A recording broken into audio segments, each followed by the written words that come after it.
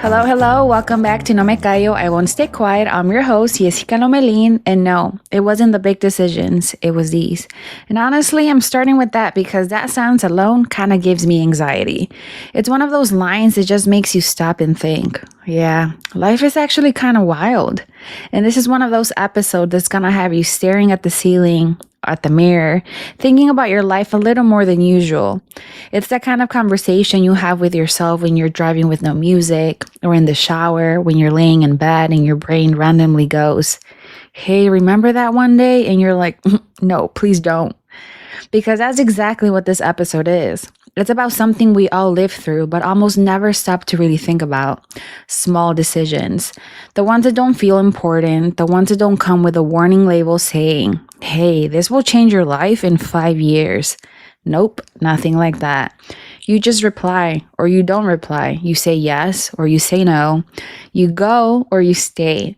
And then you just keep living your day like nothing happened, not realizing you just shifted an entire version of your life. And that's what makes it so interesting, because we always think life changes through big dramatic moments, big love stories, big opportunities, big endings, big beginnings.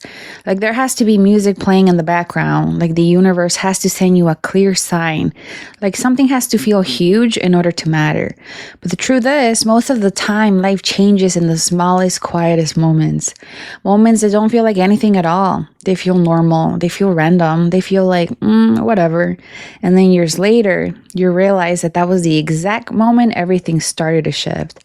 And today, I just want to talk about that with you. Those invisible moments, those silent decisions, those tiny seconds where you had no idea you were choosing a completely different version of your life. And I'm not gonna lie, I love this episode because it's not loud. It doesn't scream at you, but it stays with you. So you know what to do. Get comfortable, grab your coffee, your cafecito, your glass of wine, or a cold beer, and get ready to chismear with me.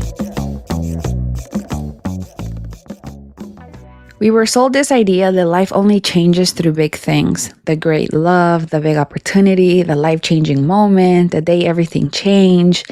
Like everything has to feel cinematic. Like the music has to be rising.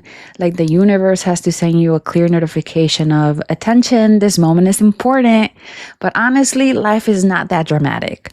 Life doesn't always change in the moments that look important. Sometimes it changes on a random Tuesday when you're bored, when you're about to go to sleep, when you say, "Whatever, it's fine." Life is more like, yeah, you reply to that message and that's it. Boom. A new timeline, a new version of you, a completely different story you had no idea you were stepping into. And the craziest part, it doesn't feel like anything in the moment. It doesn't feel deep. It doesn't feel meaningful. And it doesn't feel life-changing. It just feels like, okay, I'll think about it later or whatever.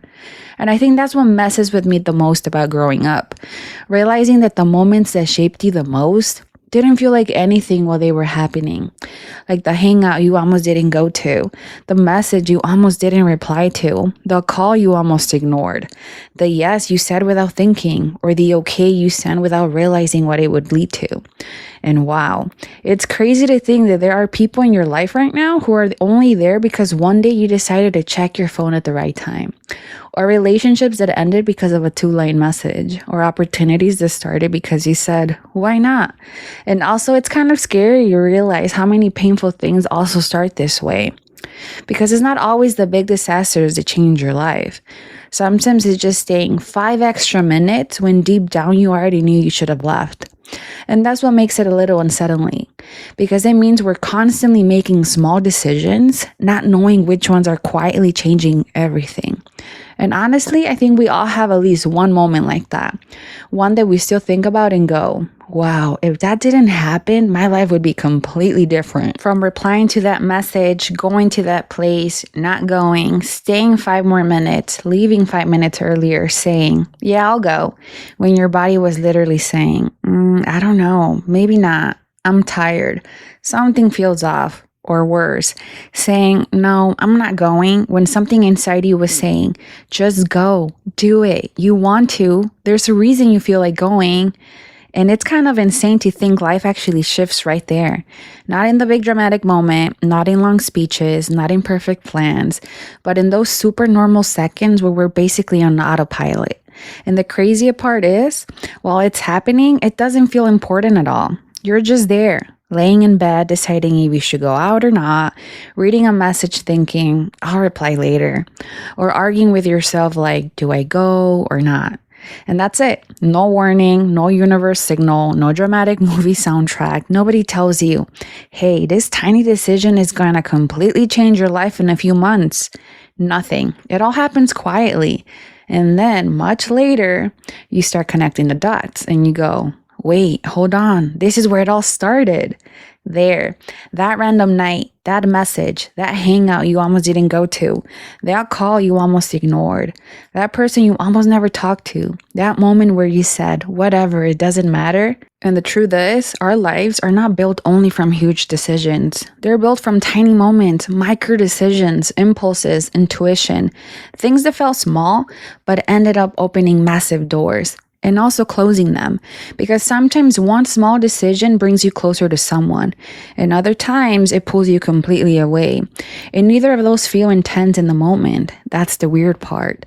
The moment that changes us the most almost always arrives disguised as normal moments. And then there are the moments like, okay, why not? Those dangerous little moments, that random impulse that shows up out of nowhere, that whatever, it is what it is, you only live once, let's see what happens. And honestly, that's a mix of fear and excitement at the same time. It's insane. Because a lot of the time, the decisions that changes the most start exactly like that. With zero planning, zero logic, zero idea of what's coming next. Just, okay, yeah, I'll go, and that's it. And suddenly, you're in a completely different storyline of your life. Because sometimes everything changes from super impulsive decisions that I'll just go out for a little bit, and you end up coming home at 3 a.m. with an existential crisis, 3 new memories, and probably a new person in your life. Or that, yeah, I'll just reply really quick, and boom, months talking to someone, years, trauma, character development, who knows? Because honestly, we don't realize how powerful those small impulses are. And I think all of us have at least one moment like that. One where we said, fine, let's just do it. And without realizing it, we open a massive door. And it's crazy to think about it because some friendships started like that. Relationships, jobs, opportunities, trips, entire cities, completely different version of ourselves. All because one day we did something we normally wouldn't do. And let's be honest, the worst decisions also start like that. With way too much confidence, with way too much faith in, yeah, nothing's gonna happen. And then everything happens.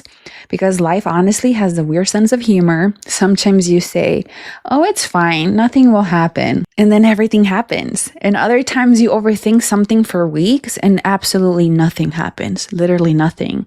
The human brain is pretty interesting. But what's really interesting is how clearly we remember those impulsive moments. Because they feel different, even when they're small, even if they were normal. There's something in us that later goes, oh, this is where it all started. And you only realize it way later, long after, when time has passed, when you've changed, when you finally understand the impact. And I think that's also what growing up is. Looking back and realizing that so many of the things that shaped your life weren't even planned.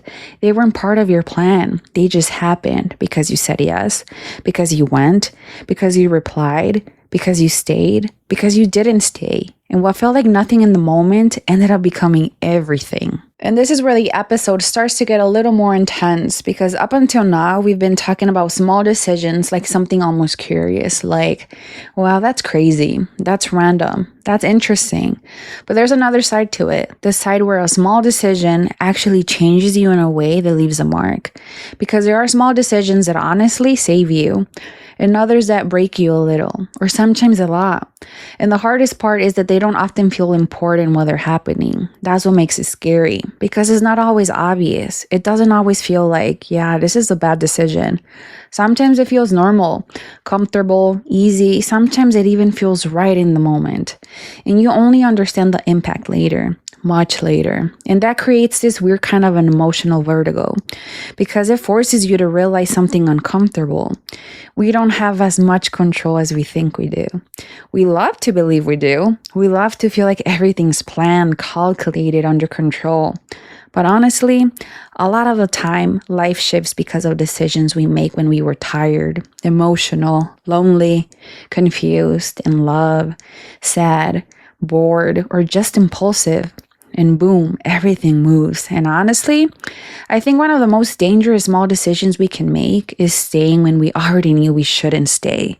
Yep, that quiet feeling in your stomach, that soft intuition that says, you should leave. This doesn't feel right anymore. You're not happy here. This is draining you. This has already changed. But you go, nah, I'm probably overthinking. Because wow, we really do love to invalidate our own intuition, don't we? We turn into like lawyers defending situations that are clearly hurting us. And we say things like, oh, it's probably just a phase. It will change. I'm being too dramatic.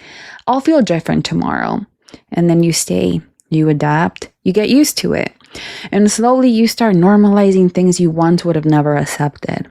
And that's the most dangerous part of staying too long in places that are no longer for you. Because little by little, you stop noticing how much it's affecting you.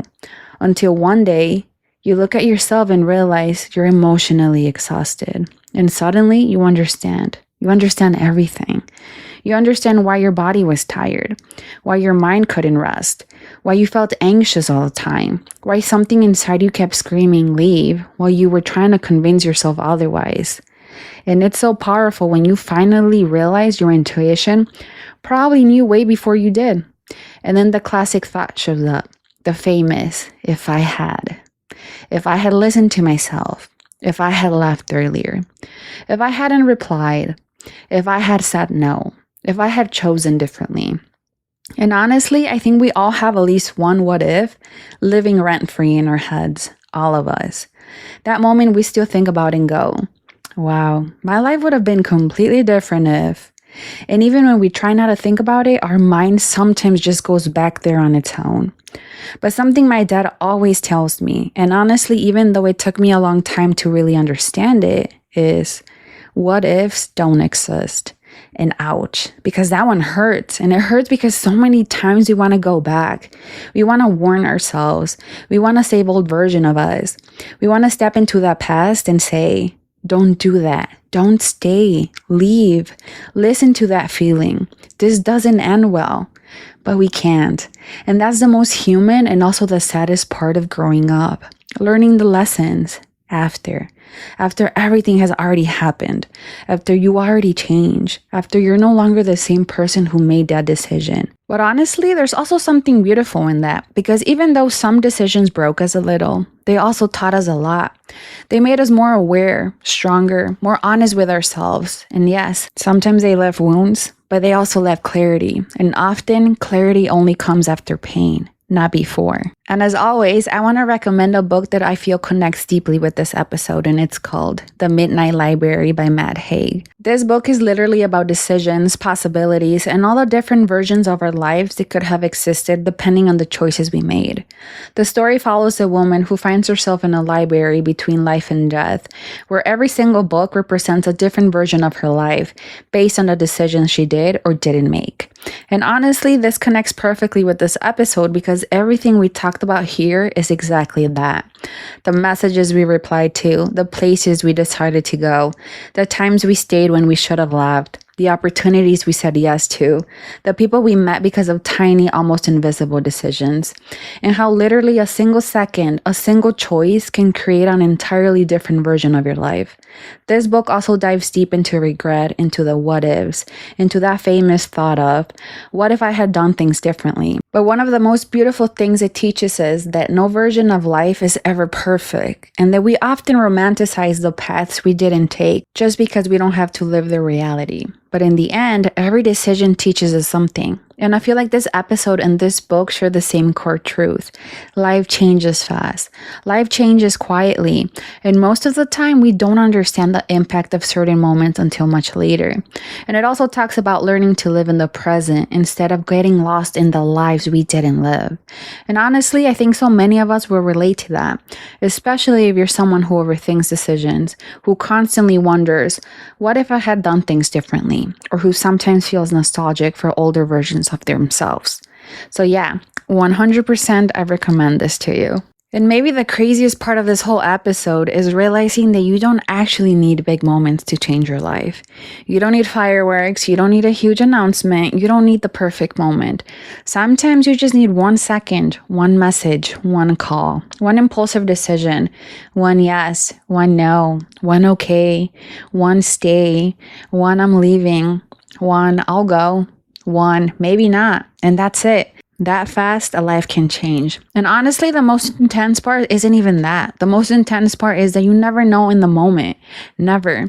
That's the wildest part of being human, because while you're living certain moments, they feel completely normal. You're just existing, replying to messages, making small decisions, having random days, doing things that feel insignificant. And then years later, your mind suddenly goes back there to a completely random moment and everything clicks and you go, wait, that's where it all started. And it feels weird because so many of the moments that changes the most didn't feel important at all when they were happening. There was no sad soundtrack, no slow motion, no voiceover saying, yeah, this will change your life. Nothing. You were just living. And that's what makes life so intense, so strange, so unpredictable, so beautiful, but so chaotic. Because we never really know which small moment is going to become a huge memory. We never know which conversation will stay with us for years, which person will change us, which decision will open doors or close them. And yeah, that's a little scary, but it's also what makes us feel alive. Because even though we sometimes wish we could control everything, understand everything, predict everything, we just can't. And maybe that's not always a bad thing, because some of the best things in our lives arrive without warning. No plan, no preparation, no logic. They just happened. And yes, some of the most painful things came that way too. But I guess that's the most human part of all of this. Making decisions without fully knowing what comes next. Trusting, messing up, learning, changing, starting over. And honestly, after this whole episode, I think there's also something really beautiful in it. Life moves fast. Too fast. And a lot of the time we're so busy trying to control everything, understand everything, make sure nothing goes wrong, that we forget to actually live. We forget to enjoy it. We forget to take chances because of fear, because of anxiety, because of overthinking every possible outcome. And no, I'm obviously not saying go be reckless and ruin your life. Please don't say Jessica told you on the podcast. Don't do that. But I do think life rewards us when we dare to go out, try, speak, feel, live, even when it's scary. Because honestly, some of the best things in life come when we stop trying to control every single detail. And I know it's scary. It's obviously scary to mess up, to choose wrong. It's scary to get hurt, to regret things. But it's also scary to live a life where we always are wondering, what if I had gone? What if I had tried? What if I had taken that chance? Because at the end of the day, life isn't about doing everything perfectly. It's about living it, creating memories, meeting people, learning, making mistakes too, feeling real things, daring to try even without guarantees. And honestly, I think some of the most beautiful moments in life start exactly like this, with a little bit of fear and okay, why not? So enjoy your life. Take the photos. Go out even if you're tired sometimes. Tell people you love them. Try new things. Listen to your intuition. Leave places where you're no longer happy. And allow yourself to live moments you didn't plan. Because you never know which small moment is going to turn into one of the most important memories of your life. And how beautiful would it be if fear didn't stop us from living it? In the description of this episode, you'll find the Amazon link with the full list of books mentioned in No Me Callo, I Won't Stay Quiet, from the very first episode all the way to today. And don't forget that every Friday there's a new episode waiting for you. We're going to do something a little bit different, and I know it's not even June yet, but we're already starting a new series because there's just too much to talk about, and why not? So this new series will take us all the way to the last week of June, and it's called Recordings That Shouldn't Have Existed of Jessica Lomelin. And I'm going to be honest with you, this doesn't feel like a nice new series. It doesn't feel perfectly planned, organized, or aesthetic. It feels more like that moment when something inside you just can't stay contained anymore. Like when you've been holding in thoughts for too long, smiling for too long while internally processing 1,000 things, acting like everything is fine for too long. And suddenly it's not. And you have to say it, even if you don't know how, even if it doesn't sound pretty, even if it doesn't match the version of you everyone thinks they know.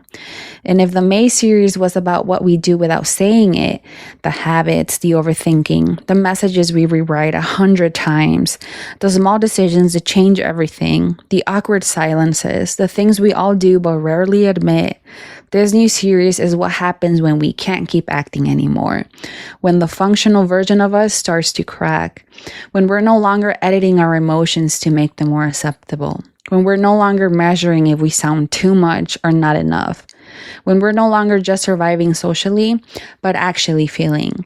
It's the part of us that shows up when no one is watching, not the version we post in stories, not the version that replies to messages, not the version that says, I'm fine, but the version that exists when everything is off, when you're alone, when your phone stops distracting you, when the noise disappears, when you can't escape your own thoughts anymore. And that's where this begins, because these recordings are not full stories. They're fragments, loose thoughts, incomplete truths, conversations that never happen out loud but happen inside. Moments we never knew how to say and that can feel uncomfortable because we're no longer talking about habits. We're talking about what we don't say, what waits on us without having a name, what we replay in our minds but never confess, what we feel but minimize, what hurt us but we still act like it didn't matter. And the most honest truth is this: we all have these recordings, all of us. We just don't usually play them out loud because it's easier to keep functioning than to sit still with what we actually feel. But not this time. This time we're not editing it. We're not softening it. We're not making it prettier than it is. We're not pretending it doesn't exist. Because it does. And if we think about it, if it lingers and if it repeats, then it deserves to be said. And yes, maybe some of these recordings were never supposed to be spoken out loud. But the truth is, they've already been happening inside us every single day. We're just finally gonna hear them with no filter, no character, no correct version of ourselves. Because this isn't a series about what we say. It's a series about what we can't stay silent about anymore. So don't miss the first episode of this series called This Audio Wasn't Meant to Be Heard. You were listening to No Me Callo, I Won't Stay Quiet. I'm your host, Jessica Lomelin. Until next time.